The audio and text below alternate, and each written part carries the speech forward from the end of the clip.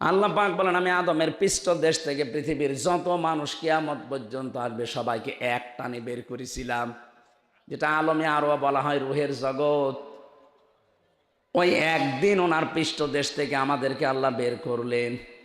ওনাকে যেহেতু আল্লাহ ক্লাস করিয়ে একদিনে যত ন্যায় এবং অন্যায় বিষয়গুলো জানিয়ে দিয়েছেন, আমরা লেখাপড়া যদি নাও করি কোনটা ন্যায় কোনটা অন্যায় ওই ক্লাসের মাধ্যমে আদম আলাইহিস সালামের কাছ থেকে বাবা হিসাবে সন্তানে আমরা পেয়ে গেছি।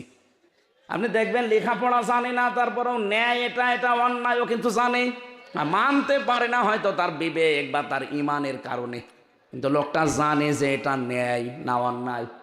আপনি কোন দিন শিখেছিলেন এটা? ওই যে একেবারে ওই জায়গা থেকে চলে আসতেছে বাবার কাছ থেকে। এই যে দুনিয়ার আসল কাজই এইটা, যত ন্যায় এবং যত অন্যায় এই দুইটা বিষয় নবীজিও পর্যন্ত নবুয়ত পাওয়ার আগেই তিনি এগুলোই ছিলেন।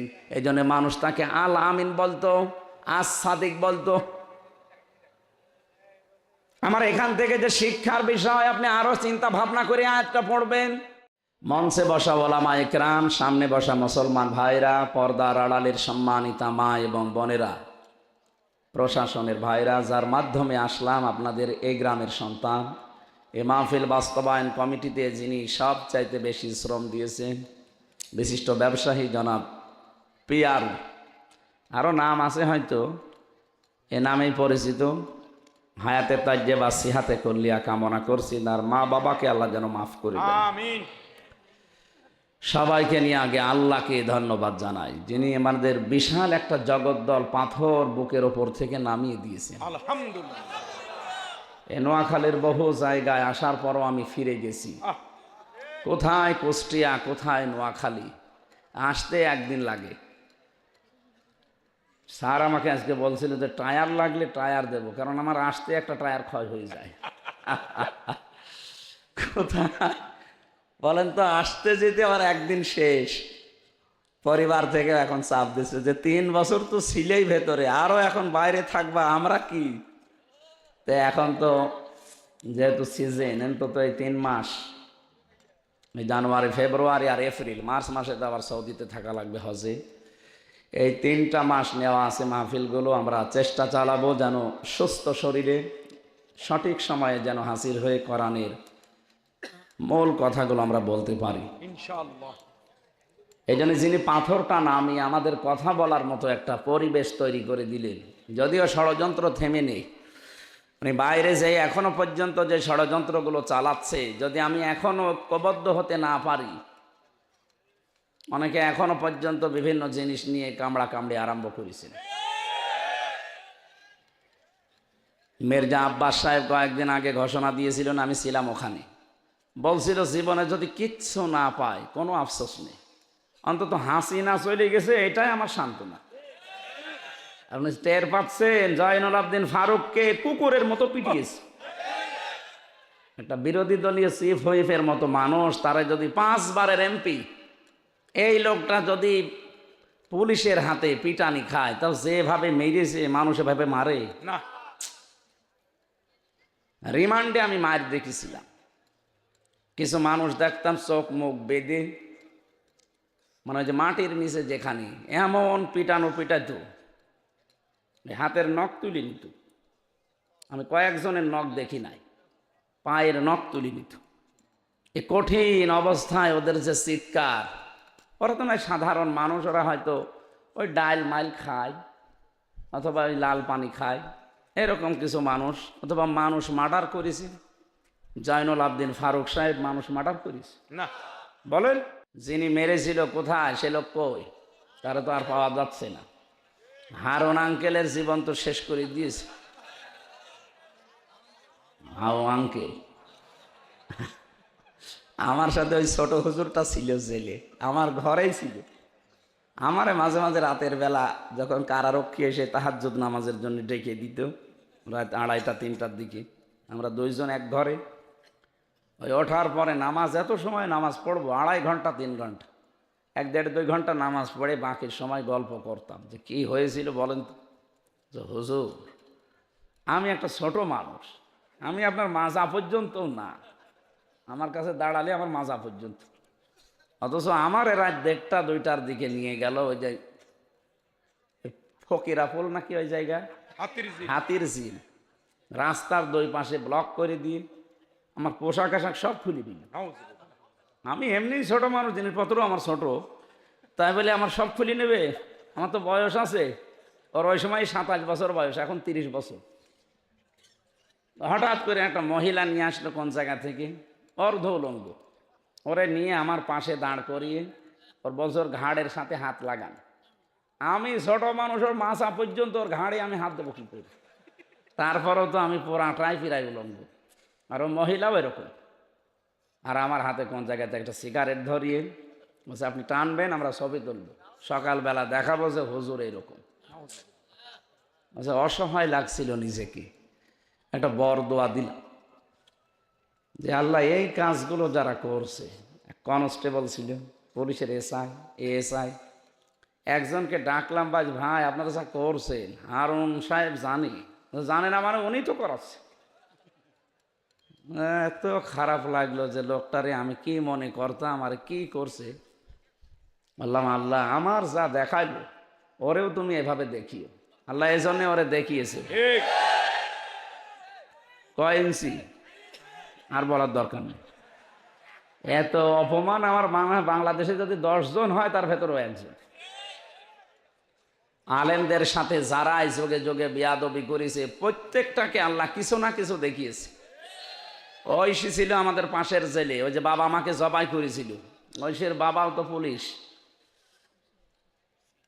হাজার হাজার আলেমের উস্তাজ জনায়েদ, আল্লামা জনায়েদ বাবু নগরী রহমতুল্লাহ আলাই, লোকটা মারা গেছে, আমি জেলে থাকতে উনি মারা গেছে। ওনারে দাঁড়ি ধরে উল্টা পাল্টা কথা বলেছি যে তোমার আল্লাহকে ডাকো, কি করতে পারে দেখবো। উনি বলেছিল যে আমাকে গালি দেন, নবীর সুন্নাত নিয়ে এরকম উল্টা পাল্টা করবেন না, আল্লাহ কিন্তু আপনাকে সত্যিই ছাড়বে না। ছাড়িয়েছে না, মেয়ের হাতে জবাই করিয়েছে। আলহামদুলিল্লাহ বলার দরকার নেই, কিন্তু কাজটা কত নিকৃষ্ট বলেন তো। নিজের সন্তান জন্ম দিয়ে তার হাতে জবাই হওয়া লাগে, পৃথিবীর ইতিহাস পাল্টিয়ে দিয়েছে। এই জন্য আশা করছি আলেমদের সাথে সত্যিকার যারা আলেম, আলেম নামে জালেম যেগুলো এই ফরিদউদ্দিন মাসুদের মতো এরকম না, সত্যিকারের আলেম যারা, যারা জ্ঞানের ওপরে আমল করতে গিয়ে দুনিয়ায় জুলুম নির্যাতন স্টিম রোলার শিকার হয়, এ মানুষগুলোর সাথে বিয়াদবি করবেন। মন থেকে কিছু বললে মজলুম অবস্থায় কিন্তু আরো সে চলে যাবে। এই জন্য আমরা বেঁচে থাকবো, এই পাথর আল্লাহ যে সরিয়ে দিলেন, আমি আর কিচ্ছু চাই না। অন্তত এখন যদি একটু কথা বলে দুনিয়া থেকে বিদায় নিতে পারি, এইটাই আমার সান্ত্বনা। অন্তত জালেম তো বিদায় নিয়েছে। বাংলাদেশে শুধু নোয়াখালী না, বহু জায়গায় যাওয়ার পরে উঠবো বলে না, হবে না। কেন? নামটা সমস্যা। আমির হামজা বাদ দিয়ে অন্য হুজুর নিয়ে আসেন, কোনো অসুবিধা নেই। আরে ভাই, অন্য হুজুর এসে কি আপনার বাবার কথা বলবে? আর কোরআনে কারিম থেকে যদি সঠিক কথা কেউ তুলে না ধরে, তার কথা শোনাই তো জায়েজ নেই। নবীদের চাইতে ভালো মানুষ দুনিয়ায় ছিল না। নবীকে পর্যন্ত আল্লাহ ধমক দিয়েছেন, ইয়া আইয়ুহার রাসূল বাল্লিগ মা উনজিলা ইলাইকা মির রাব্বিক। হে রাসূল, আপনাকে আমি যেটা দিলাম এটা যদি প্রচার না করেন, এটা যদি তাবলীগ না করেন, এটা মানুষকে যদি না শোনান, তাহলে রেসালাতের যে বিশাল দায়িত্ব দিয়ে পাঠালাম আপনি ওটা পালনই করেননি। পালনই হসাই আসছে সে। ওয়াইল্লাম তাফআল ফামা বাল্লাগতা রিসালাতা আল্লাহু ইয়াসিমুকা মিনান নাস। আমি আল্লাহ বলছি, ইয়াসিমু এটা মোজারি, বর্তমান ভবিষ্যৎ, প্রেজেন্ট ফিউচার। আপনি যদি সত্যিকারে কোরআনে কারিম প্রচার করতে পারেন ইখলাসের সাথে, আমি আল্লাহ কিয়ামত পর্যন্ত, শুধু আপনাকে না, ইয়াসিমু যেহেতু মোজারি, যখন থেকে নাজিল হয়েছে ওই দিন কিয়ামত পর্যন্ত এই আয়াত থাকবে কোরআনে। কিয়ামত পর্যন্ত যারা সত্যিকারের আপনার মতো প্রচার করবে, আমি তাদেরকেও আপনার মতো বাঁচাবো। আল্লাহর এই গ্যারান্টি আমাদের বিশ্বাস হয় না? আল্লাহু লা ইয়াহদিল কওমাল কাফিরিন। আমি আল্লাহ বলছি, কোনো কাফেরকে পথ দেখাচ্ছি না, দেখাবো না। কাফের প্রশ্ন আসতে পারে, কত কাফের তো মুসলমান হয়। জবাব হচ্ছে, কাফারা ইয়াকফুরু শব্দের শাব্দিক অর্থ জানা শোনার পরে গোপন করা। অনেক কাফের না জেনে হয়তো কুফরি করে।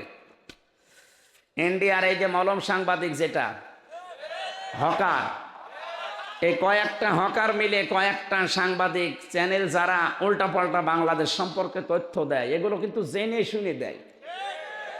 আপনি না জেনে হঠাৎ করে একটা কথা চলে এসেছে, ওটা যদি মিথ্যা হয় আপনি মাপ পেয়ে যাবেন।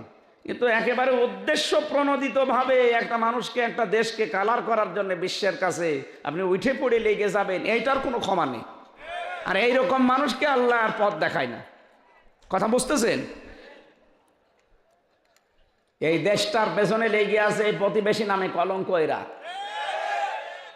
সারাটা জীবন এরা মিথ্যা ছড়িয়েছে এই দেশটা নিয়ে, যে এই দেশে নাকি সংখ্যালঘু নির্যাতন হয়। এটা যে ডাহা মিথ্যা কথা, ভয়েস অফ আমেরিকা কয়েকদিন আগে রিপোর্ট দিয়েছে, না এটা পুরাটা মিথ্যা। তাম পৃথিবীর ভেতরে 257টা রাষ্ট্র, একমাত্র দেশ বাংলাদেশ যেখানে সাম্প্রদায়িক সম্প্রীতি সবচাইতে বেশি। আমার এই ছোট্ট বয়সে আমি যেহেতু আকিস গ্রুপে আছি, ওনাদের খতিব আমি, এই হিসাবে বহু দেশে আমারে নিয়েছি। একবারে একটা ভিসা লাগিয়ে দেয়, প্রায় 37টা দেশে যাওয়া যায়। বহু দেশে ওনার মাধ্যমে উনি যেহেতু নিজে যায়, আর সাথে করে আমার ওনার প্রতিষ্ঠানগুলো দেখায়, ওখানে যে সেমিনার করায়। কয়েকদিন আগে কয়েকটা দেশে নিয়ে গেল, বড় বড় দেশ এগুলো। এই সমস্ত জায়গায় যে দেখেছি সাম্প্রদায়িক সম্প্রীতি পৃথিবীতে যে বলা হয় বাংলাদেশে 1 নম্বরে, আসলেও 1 নম্বরে। এখানে রোজা আর পূজা পাশাপাশি হচ্ছে। পৃথিবীর কোন দেশে হয় আপনি দেখান, আমি পাইনি। পৃথিবীর রোজা আর পূজা এক দেশে হয় একেবারে পাশাপাশি, আমি কোনো জায়গায় পাইনি, শুধু শুনেছি, পাইনি কোনো জায়গায়। বাংলাদেশে দেখেছি। মাইক্রোসফট এরা চালায় হচ্ছে খ্রিস্টানরা, অথচ এখন রিপোর্ট দিচ্ছে এই বাংলাদেশে আগস্টের 5 তারিখের পর থেকে আজ পর্যন্ত সবচেয়ে বেশি মানে শান্তিতে আছে, নিরাপদে আছে যারা অমুসলিম তারা। আমরা মুসলমানের হয়তো হালকা পাতলা কষ্ট পাচ্ছি, কিন্তু ওরা নিরাপদে আছে। ওরা নিরাপদে আছে, এই জন্যে ওদের মুখ থেকে এখন বাধ্য হয়ে এই কথাগুলো বের হচ্ছে। কয়েকদিন আগে এই যে পঞ্চগড় আর মাগুরা, এই 2 জেলা থেকে 2 জন মহিলা গিয়েছিল ভারত। সাংবাদিক ওই মলম যেটা আছে ওর ভাইরা ভাই হবে, এসে বলছে আপনি বলেন যে আপনার মেয়েকে রেপ করা হয়েছে বাংলাদেশে, আপনারা টিকতে পারছেন না, এই জন্যে আপনারা প্রচার করতে পারেন না বলে চলে এসেছেন। বলাই কি বলিস, আমি এসেছি আমার মেয়ের হাতের চিকিৎসা করার জন্য। আর সবচাইতে বেশি আমরা নিরাপদে আছি আগস্টের 5 তারিখের পর থেকে। ওর মুখ গেছে পোড়াটা বন্ধ হই। এগুলো বিশ্বের আন্তর্জাতিক মিডিয়া দেখছে না? আপনি এতদিন মিথ্যা ছড়িয়ে পার পেয়েছেন শুধু কন্যার কারণে। এখন কন্যা নেই, এখন আর কোনো ছাড় নেই। এদেশের মানুষকে যে ভয় দেখিয়েছিলেন, ওই ভয় আল্লাহ পুরাটা উল্টি আপনাদের দিয়েছে। ওরা আমাদের ভয় দেখিয়েছিল যে আমরা না খেয়ে মারা যাব, এখন নিজেরাই না খেয়ে মারা যাচ্ছে। ওই দেশে এমন একটা উগ্রপন্থী জাতি ওরা, এই হিন্দুরা, সব হিন্দু না, যারা উগ্র তাদেরকে বলছি, এই মোদি সাহেবের মুরিদ যারা, এরা এত নিকৃষ্ট পর্যায়ে পৌঁছিয়েছে, খ্রিস্টান 2টা যুবতী মেয়েকে উলঙ্গ করে রাস্তায় হাঁটিয়েছে। ডোনাল্ড ট্রাম্প একজন খ্রিস্টান, কি সে বোঝে না, সে দেখেন, সে জাতে মাতাল হলো তাহলে ঠিক আছে।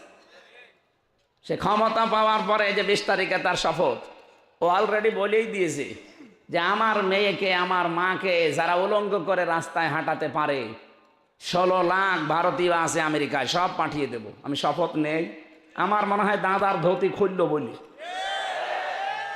এখনো তো টের পাননি। এতদিন কন্যার কারণে দেশের মানুষ কিছুই বলতো না, যে মেয়ে দিয়েছি থাক, আবার অশান্তি হবে। এখন কন্যা চলে গেছে জীবনের মতো, আমাদের আর অশান্তির কোনো ভাবনা চিন্তা নেই। যা করবেন মেয়ের নিয়ে করেন গা, এই কথা বলেন না কেন? এই বিশাল পাথর যিনি সরালেন তাকে বলেন আলহামদুলিল্লাহ। দরুদ আর সালাম পড়ছি আমাদের নবী মুহাম্মদ রাসূলুল্লাহ সাল্লাল্লাহু আলাইহি ওয়াসাল্লামের প্রতি। আমরা কোরআনে কারিম থেকে মাত্র 1 আয়াতের 4 ভাগের 1 ভাগ পড়েছি। সূরার নাম সূরা মায়েদা, 120টা আয়াত আছে। মাত্র একটা আয়াতের সংখ্যা 12 নম্বর আয়াত থেকে 4 ভাগ করলে 1 ভাগ হয়, অতটুকু আমরা তেলাওয়াত করলাম। তাফসীর আকারে কথা বলবো ইনশাআল্লাহ। কোরআনে কারিম যারা শুনতে এসেছি আমরা আজকে আনন্দিত, যদিও এটা গ্রাম অঞ্চল বা মানে সেই রকম শহর তো না, এটা নাকি গ্রাম অঞ্চল, প্রত্যন্ত অঞ্চল, শুধু কোরআনের কারণে আজকের এই সাজ দেখতে পাচ্ছেন। বাইরের থেকে দেখেন মনে হচ্ছে যে জান্নাতে প্রবেশ করছে। কি সুন্দর করে সাজিয়েছে লাইটিং দিয়ে, এরপরে প্রজেক্টর দিয়ে। জান্নাতের ভেতরে যারা ঢুকবে এই মানুষগুলোকে আল্লাহ আর কোনোদিন বের করে দেবে না। খালিদিনা ফিহা লা ইয়াবগুনা আনহা হিওয়ালা। জান্নাতে যারা প্রবেশ করে এদেরকে আল্লাহ বের করে দেয় না, আর এরা বের হতেও চাইবে না। সুতরাং আজকের এই ময়দানে যারা ঢুকে পড়েছে, নবীর ভাষায় কিন্তু এটা জান্নাত। এটা কি জান্নাত? এটা যে জান্নাত আমাদের বিশ্বাস হয়। কোরআন হাদিসের কথা যেখানে বলা হয়, নবীজি বলেন সাময়িক কিছু সময়ের জন্য ওটা জান্নাতের বাগান হয়ে যায়। যেহেতু কোরআন বলছে জান্নাতে কেউ প্রবেশ করলে তাকে আল্লাহ আর বের করে দেয় না, আর সে বের হতেও চায় না। এখন যদি কেউ চলে যায় বুঝবেন ও জান্নাত ভালো লাগছে না, চলে যাবেন। যতক্ষণ আছি আমরা কোরআনের জন্য আছি ইনশাআল্লাহ। দুনিয়ায় যে যা পেয়ে আনন্দ করছে, উল্লাস করছে, করুক। আমরা দেখবো আমার সম্পর্ক যে আনন্দও করি ওটা কি কোরআনের সাথে হয় কিনা। দুনিয়ার একেবারে শুরু থেকে যা করব শেষ পর্যন্ত সব যদি কোরআন কেন্দ্রিক হয় তাহলে আপনি আনন্দ করতে পারেন। আল্লাহ রাব্বুল আলামিন বলেন, কুল বিফাদলিল্লাহি ওয়া বিরহমাতিহি ফাবিযালিকা ফালিয়াফরাহু হুয়া খায়রুম মিম্মা ইয়াজমাউন। সূরা ইউনূস 11 নম্বর পারা 14 নম্বর পৃষ্ঠার 7 নম্বর লাইনের 58 নম্বর আয়াত। এটা কোরআনে কারিমের 10 নম্বর সূরায় আছে। তাফসিরে ফি জিলালিল কোরআন থেকে বলছি, সাইয়্যিদ কুতুব রহমাতুল্লাহ আলাইহি লিখেছেন, আল্লাহ পাক বলেন, হে নবী, দুনিয়ার মানুষকে আপনি বলে দেন তারা যেন আনন্দ করে আমার কোরআন নিয়ে। কোরআন কি মাথায় নিয়ে নাচবেন আপনি? না, স্যার বলছিলেন না সৎ কাজে আদেশ অসৎ কাজে নিষেধ, এটাই কোরআনের মেন কথা। নবীজি নবুয়ত পাওয়ার আগেই এই দুইটা তিনি পালন করতেন। কি কথা বোঝেন? সৎ কাজে আদেশ করা, অসৎ কাজে নিষেধ করা, এইটার জন্যেই আল্লাহ জান্নাতের ভেতরে হযরত আদম আলাইহিস সালামের যে ক্লাস নিয়েছিলেন এই দুইটা বিষয়ের উপরে। এটা হয়তো অনেকে জানেন না, আমি সিক্রেট ওপেন করছি আজকে। এদিকে তাকান, এখানে অনেক মানুষ আমরা এটা জানি যে জান্নাতের ভেতরে ফেরেশতাদের সামনে হযরতে আদমকে আল্লাহ সম্মানিত করেছিলেন। কিসের কারণে? ওয়াল্লামা আদামাল আসমাআ কুল্লাহা ইলা আখিরি আয়াত। সূরা বাকারার ভেতরে আল্লাহ বলেন, আমি আদমকে শিখিয়েছি যত কিছুর নাম আছে সব। এবার আমরা যারা জ্ঞানী মানুষ, বিশেষ করে আলেম, তাদেরকে বলছি, এখানে এসএম এর বহু বচন আসমা। এসএম মানে নাম, আসমা মানে নাম সমূহ।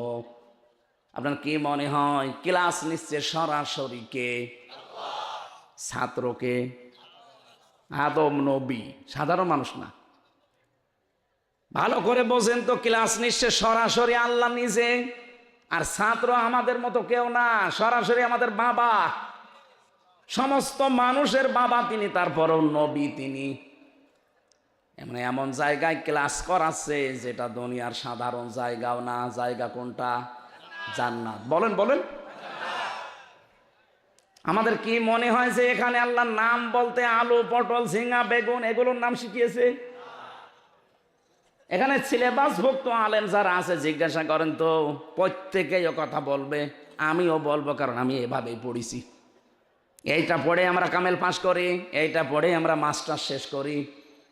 যে আসমা, বহু বচন আল্লাহ দিয়েছেন, বিভিন্ন জিনিসের নাম শিখিয়েছেন, যে এটা পাখি, এটা গাছ, এটা আলু, বেগুন, পটল, ঝিঙ্গা না।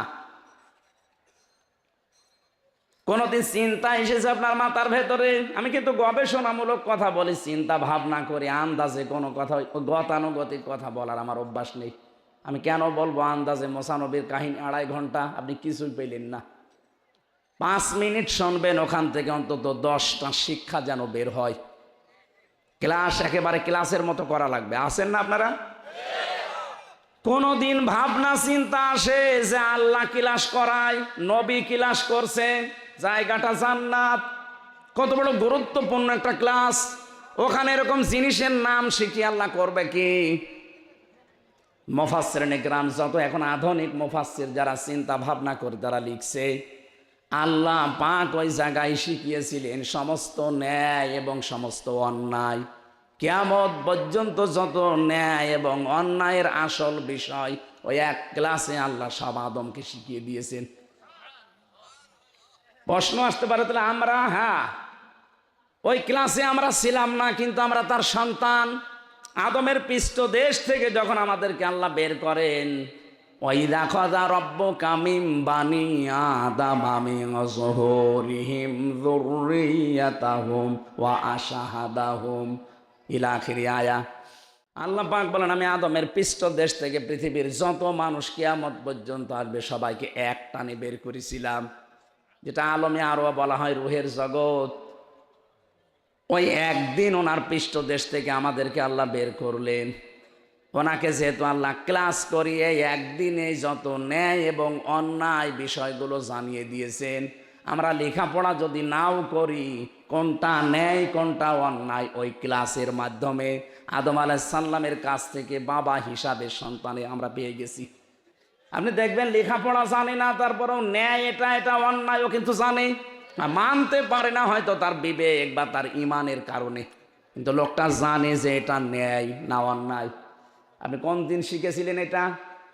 ওই যে একেবারে ওই জায়গা থেকে চলে আসতেছে বাবার কাছ থেকে।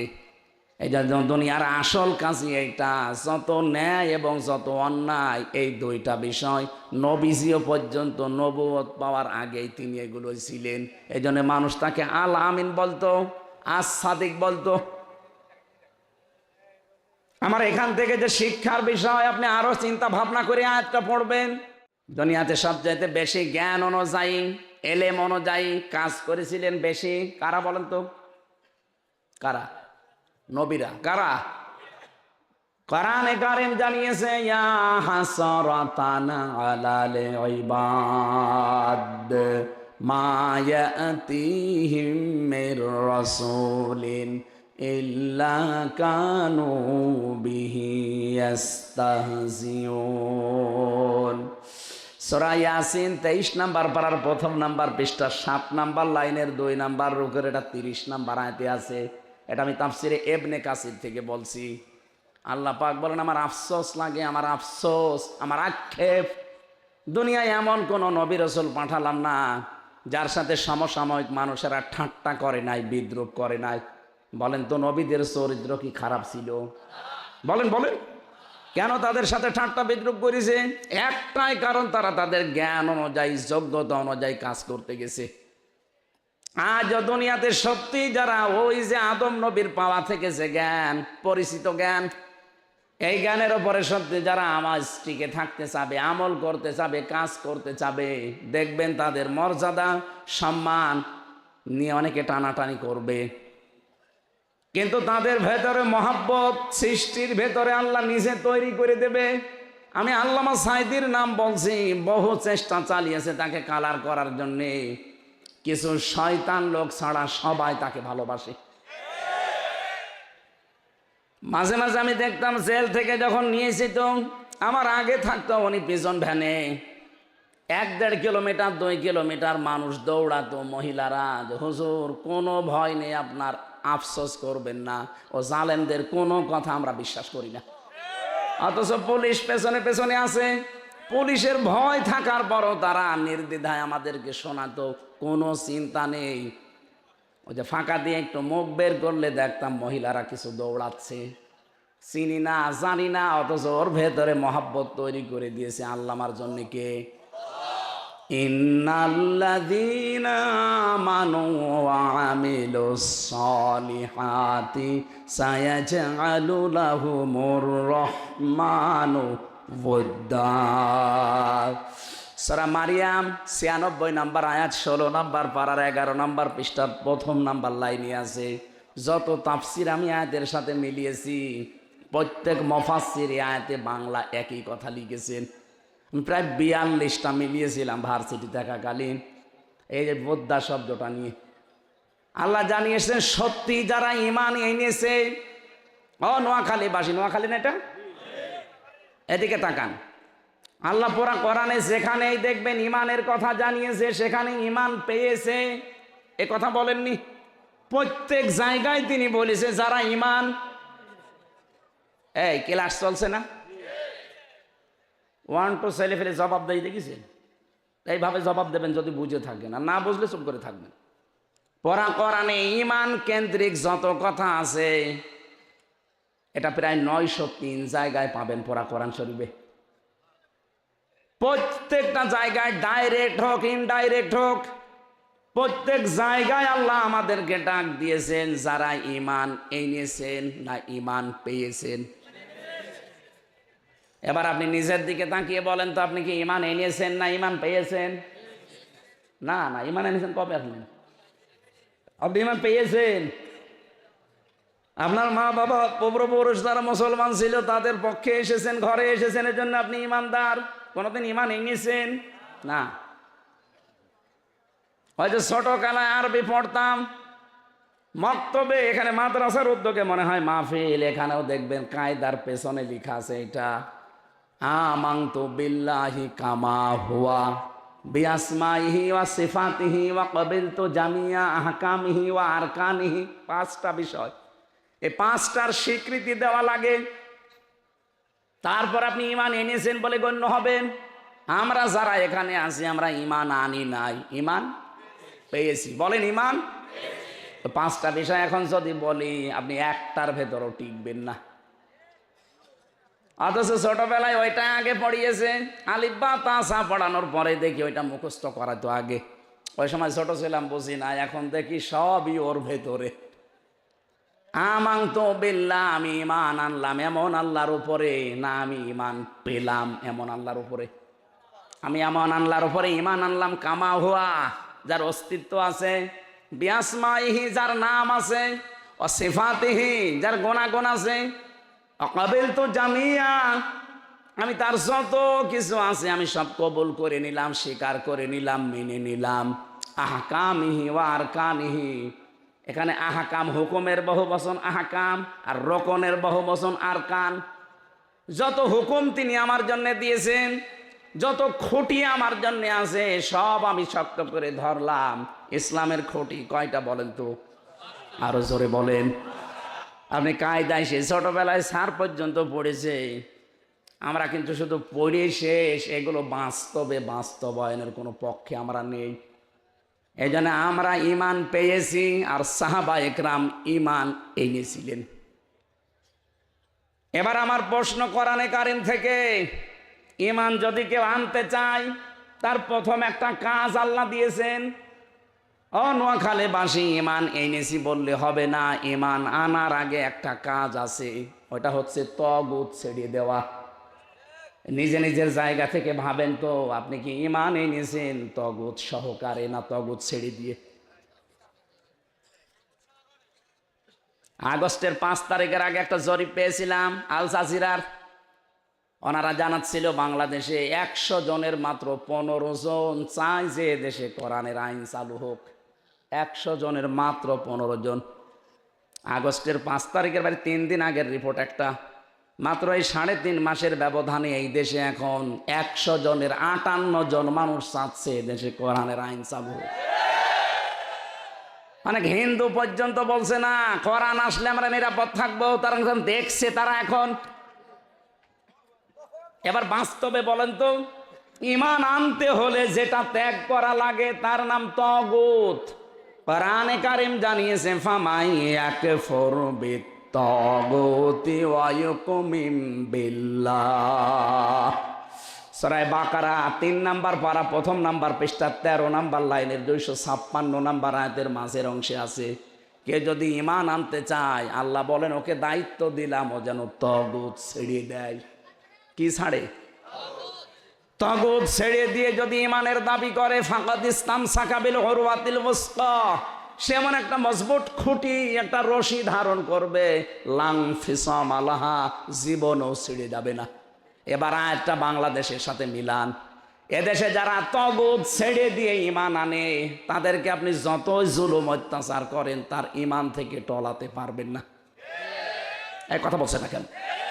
ডক্টর শফিকুল ইসলাম মাসুদ আমার আগের রিমান্ডে ছিল, যে অফিসার তাকে পিটিয়েছে, এসে নিজে আমাকেও নিয়ে গিয়েছিল ওই ঘরে, বলছে এখানে মাসুদকে আমরা একেবারে ফুটবলের মতো লাথি দিয়েছি।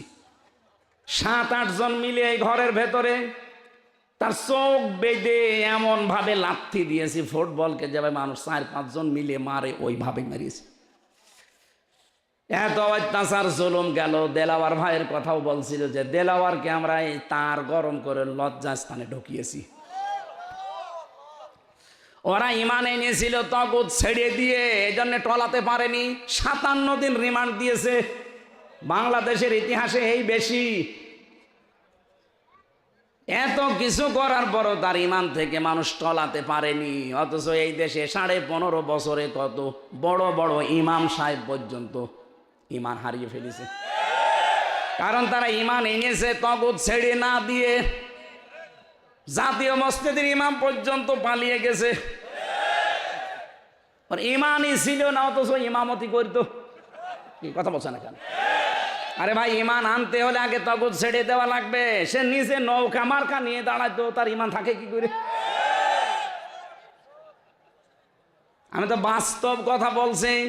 আপনি একটা কথা কেউ পাশ কাটিয়ে যেতে পারবেন না। বলেন তো, যে লোকটা নৌকা মার্কা নিয়ে দাঁড়াতে পারে, ওর ইমান আনা হয়েছে? এত বড় একটা জালেমা মহিলাকে সে নাম দিয়ে দিল কওমি জননী। আমার সাথে 76 জন আলেম ছিল জেলখানায়। ওরা সবাই ওই দিন সি আস্তাগফিরুল্লাহ করল কি এই কথা বলে বদদোয়া করছিল যে লোকটা আমাদেরকে ডুবিয়ে দিল একেবারে। নিজের একটা স্বার্থের কারণে, জাতীয় মসজিদের ইমাম হওয়ার জন্যে আপনি জালেমা মহিলাকে নিজেও জানেন যে জুলুম করছে। আপনি নিজেও জানেন যে এই লোকটার কারণে ইলিয়াস আলীর মেয়ে বুকের ভেতরে নিয়ে যেভাবে মায়া কান্না করছিল, তখনও জানতো যে ইলিয়াস আলী বেঁচে আছে। আমি আয়না ঘরে ছিলাম 10 দিন প্রথম, ওই মিনিটাই, বড়টাই না। মাঝে মাঝে দেখতাম পিটাতো মানুষকে রাতের বেলা, কান্নার আওয়াজ এত বেশি আসতো। এক সময় তো এক জায়গায় করে দিত। বলতাম কি? বলছে আমাকে খুব পিটিয়েছে। বললাম এই জায়গার ছাড়া আরো গুরুত্বপূর্ণ কোনো জায়গা না? এছাড়া বড় জায়গা আছে, আমাদেরটা তো ছোট। অথচ 2 বছর 5 বছর 7 বছর পড়ে আছে, কেউ জানে না দুনিয়ায়। এইটাই যদি এত কঠিন হয়, বিগ যেটা বড় যেটা আয়নাঘর, সেটা শুনতাম নাকি ওইটার সাথে ভারতের মাটির নিচ দিয়ে সুড়ঙ্গ পথ করা আছে। বেশি ঝামেলা করবা তোমারে কিন্তু মাছের খাবার বানিয়ে দেব, এই কথা বলতো। ইনি না, এনার কলিগরা। আমারে রিমান্ডে 10 দিনে কি কথা বলেছে, যা বলতে বলছে এটা যদি না বলেন তাহলে আপনার বউ তুলে নিয়ে আসবো। এই দেখেন, কোরআন শরীফ আমার সামনে এই কথা আমারে বলেছিল যে আপনার বউ তুলে নিয়ে আসবো। তখন আমার ম্যাডামেরও বাচ্চাটার মাত্র 7 মাস বয়স। ওই অবস্থায় ওর শরীরে চলে না, আর তুলে নিয়ে আসতো। আমি জানি, আমি যদি না বলতে চাইতাম, ওর তো চরিত্র নেই, ওরা ঠিক তুলে নিয়ে আসতো। রাত 12টা 1টার দিকে হঠাৎ করে এসে 4-5 জন মুখ বাঁধা, এই রেডি হন। কি রেডি হবে? তোমার নিয়ে যাব। মানে মনে হচ্ছে ছেড়ে দেবে। চোখ মুখ বেঁধে গাড়ির ভেতরে নিয়ে খালি ঘোরায়, কোথায় কোথায় নিয়ে যায় কেউ তো জানে না। হঠাৎ রাত 2টা-3টার দিকে দেখবেন গাজীপুর বঙ্গলে, অথবা ওই যে টাঙ্গাইল মধুপুর জঙ্গলে, কি এখানে কি দৌড় দেন, ছেড়ে দিলাম। যেই দৌড়াবেন পেছন দিক থেকে গুলি করে বলবে ক্রস ফায়ারে মরে গেছে। এই চলছিল দেশে, আমি নিজে তো দেখেছি, এই চলছিল। ওই সময় আমার মনে হচ্ছিল ইলিয়াস আলী বেঁচে আছে, কিন্তু ওনারে মনে হয় এই যে 23-এর দিকে মেরে ফেলিস। অথচ মায়া কান্না করছিল না তার মেয়েটাকে বুকের ভেতরে নিয়ে, তোমার বাবাকে যদি বেঁচে থাকে আমি বের করে দেবো। আরে আপনি জানেন তো বেঁচে আছে, ওই সময় বের করে দিলেই তো ওগুলার এতিম হয় না।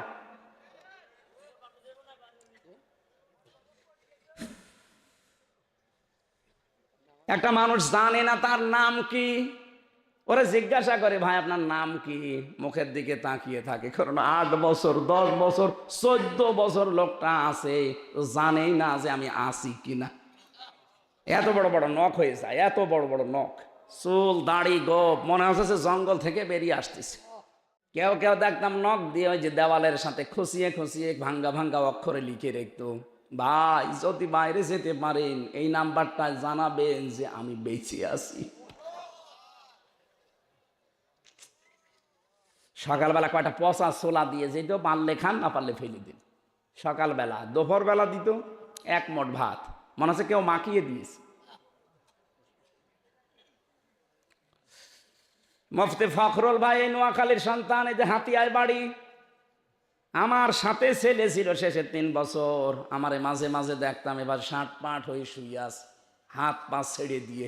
এমনি তো এদিকে 3.5 হাত, এদিকে 1.5 হাত, এতটুকু ঘর। কি হয়েছে ভাই এইভাবে থাকেন? যে হামজা তুমি তো জানো না আমারে কি করেছিল, আমারে নিয়ে পায়ের ভেতর দিয়ে এভাবে হাত দিয়েছে।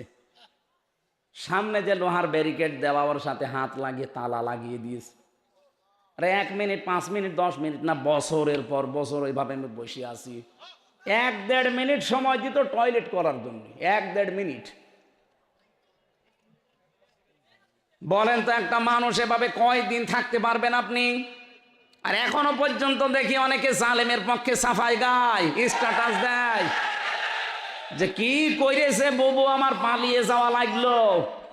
তোমার সাথে তো করেনি, তোমার বাবারে যদি 14 বছর আটকিয়ে রাখতো আয়না ঘরে, তখন টের পেতি না। আপনি জানেন যে লোকটা জালেম, এরপরও সাফাই গান কি করে?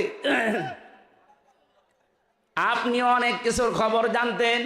এত বড় আলেম, এত বড় পীর, এত বড় ইমাম, তগুত ছেড়ে না দিয়ে ইমান এনেছে। এজন্য ইমানের কোনো দাম নেই। বাতাস পাল্টিয়েছে, পালিয়েছে। পৃথিবীর ইতিহাস আপনি পাল্টিয়ে দিলেন। পৃথিবীর ইতিহাসে আমি এমন কোন ইতিহাস পড়িনি যে একবারে 350 এমপি পালিয়ে চলে যায়। এমনকি জাতীয় মসজিদের ইমাম পর্যন্ত চলে গেছে। উনি এসেছিল, আবার 1.5-2 মাস পরে জোর করে ইমামতি করবে, জনগণ জুতা দিয়ে পিটিয়েছে। পরের দিন আবার স্ট্যাটাস দিয়েছে যে জুতা মেরেছে কিন্তু আমার গায়ে লাগেনি। মানুষের বিবেক মরে গেছে। তো জুতা গায়ে লাগা লাগবে? জুতা তুললেই তো মারা হয়ে যায়। এই কথা বলে না কেন? এই জন্য ইমান আনার আগে যে কাজটা, এটা যদি আপনি না করেন, দেখতে মনে হবে যে জান্নাত থেকে পালিয়ে এসেছেন, কিন্তু আপনার ইমান টিকিয়ে রাখতে পারবেন না। আমি আশা করছি কথা বুঝেছে। কি কথা বলে না কেন? জালেমদের বাড়ি ঘরগুলো আমাদের জন্য আল্লাহ নিদর্শন বানিয়েছেন। সূরা নমল 20 নম্বর 19 নম্বর পারা 20 নম্বর পৃষ্ঠা 7 নম্বর লাইনের 52 নম্বর আয়াত। এটা বাড়ি যে আমার প্রত্যেকের মনে হয় পড়া দরকার একবার করে। আল্লাহ রাব্বুল আলামিন বলেন, ফাতিলকা বুয়ুতুহুম খাবিয়াতাম বিমা যালামু। এখানে যারা আরবি গ্রামার বোঝে, আলেম যারা, তাদেরকে বলছি দেখেন তো আল্লাহ যেন এইভাবে আঙ্গুল দিয়ে দেখিয়েছেন, ফাতিলকা বুয়ুতুহুম, বাইতুন না, বুয়ুত বহু বচন, হোম জমির। আল্লাহ যেন আগস্টের 5 তারিখে বিকাল বেলায় আয়াতটা আবার নাজিল করেছে আরেকবার। এইভাবে দেখাচ্ছেন, এই সেই ঘরগুলো খাবিয়াতান, আমি জনশূন্য করে দিয়েছি, বিমা যালামু, জুলুমের কারণে। আয়াতটা কত বাস্তব আমি নিজে দেখেছি। কুষ্টিয়ায় হানিফের বাড়ি, বিকাল 5টা বাজতে বাজতে ওর বাড়ির ইট পর্যন্ত মানুষ খুলি নিয়ে চলে গেছে। ওটা এখন জনগণের পায়খানা। আল্লাহ বলেন বিমা যালামু, এদের জুলুমের কারণে আমি আল্লাহ ওদের বাড়ি ঘর পর্যন্ত অভিশপ্ত করে দিয়েছি। আমি একটা চিন্তা করেছিলাম যে এত বড় একটা নেতা, কাওয়া কাকুর পরে তার স্থান ছিল কি? হানিফের নাম শোনেননি? তার বাড়ি এখন যান, পায়খানার প্যান পর্যন্ত খুলি নিয়ে চলে গেছে। এত দাপট ছিল এই দেশে, এত এত নিকৃষ্ট পরিণতি আল্লাহ কেন করলো? আর এখন জনগণের টয়লেট হইলো কেন? আমি ওই 16 সালে একবার হজে গিয়েছিলাম, ওইটার সাথে মিলালাম। হজ করার সময় চারিদিকে 7 চক্কর মারলাম। এরপরে উপরে যেয়ে দেখি পেটে ব্যথা। এক পুলিশকে ডাক দিলাম, ইয়া আখি তাল, এদিকে আসেন। এখানে আশপাশে কোনো ফার্মেসি আছে? আমার পেটে দারুণ ব্যথা করছে। এতক্ষণ তো আমার ভালোই লাগছিল। পুলিশ আমারে বলছে, ইয়া হাজি অল হজ্জা তাই না বিলা দোকা। ও হাজি, দেশ কোথায়? যে তুমি বাংলাদেশ। বাংলাদেশ থেকে এসেছি। ওর ভাষা দিয়ে আমারে বলছে, হাজি আপনি জানেন না এটা কোন জায়গা? না তো। আবু জাহেলের বাড়ি। আপনি এখনো পায়খানা না করে দাঁড়িয়ে আছেন, তাড়াতাড়ি করেন। পায়খানা করে দেখি আমার পেটের ব্যথা ভালো হয়ে গেছে। না, আমি সুবহানাল্লাহ বলার জন্য না, এখানে একটা শিক্ষা আছে। আল্লাহ যেন আমাকে জানাতে চাচ্ছে, হামজা এত টাকা খরচ করে 6,500 কিলোমিটার দূর থেকে আসলে আরে শয়তানের মাকে বাড়িতে পায়খানা না করে চলে যাবা, তাড়াতাড়ি করো। আমার মনে হচ্ছে আগস্টের 5 তারিখের পরে আপনি সারা দেশের দিকে তাকান। আমি তো 630টা থানার কম বেশি প্রায় জায়গায় আমার এখন যাওয়া হয়ে গেছে। যেখানেই যাই দেখি জালেমদের বাড়িঘর সব জনশূন্য, সবগুলো জনশূন্য হয়ে পড়ে আছে। আপনি ঢাকার ওই বাড়িটার দিকে তাকান, কত আবেগ নিয়ে মানুষ সেখানে যে চুমা খেত বাড়িতে, অথচ বাড়িটা এখন জন টয়লেট, জাতীয় টয়লেট হয়ে গেছে। 8-9 জন 10 জন একবারে যাচ্ছে দেখছি, কেউ এদিকে কেউ এদিকে কেউ এদিকে, মনে হচ্ছে যে জামাতবদ্ধ টয়লেট চলছে। আমার মনে হয় অনেকের পেটে ব্যথা, এ ব্যথা দূর করার জন্য জায়গায় যাচ্ছে। এ পর্যন্ত ছিল জালেমদের, এর পরেরটা আমাদের, নাকি বলবো না? নিজেরটা আবার নিজের গায়ে লাগবে না তো? আল্লাহ পাকের পরেরটা আমাদের জন্য দিয়েছেন। কোন সূরা মনে আছে? এটা সূরা নমল। কোন সূরা?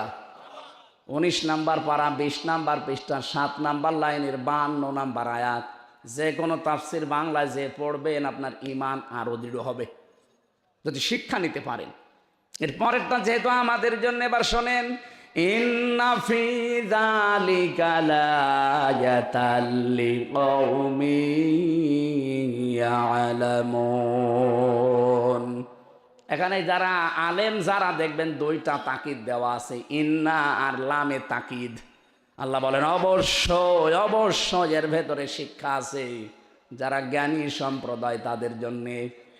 জালেমদের বিশাল শিকড় যদি আমি আল্লাহ কেটে দিয়ে ওদের বাড়ি ঘর পর্যন্ত আজ উজাড় গৃহ বানিয়ে দিতে পারি, পরিত্যক্ত করে দিতে পারি, আগামীতে যারা চেয়ারে বসবে তারা যদি জনগণের ওপরে জুলুম করে, আমার আল্লাহ বলেন তাদের বাড়ি ঘর শ্মশান হয়ে যাবে। এই জন্য আমরা সাবধান থাকবো।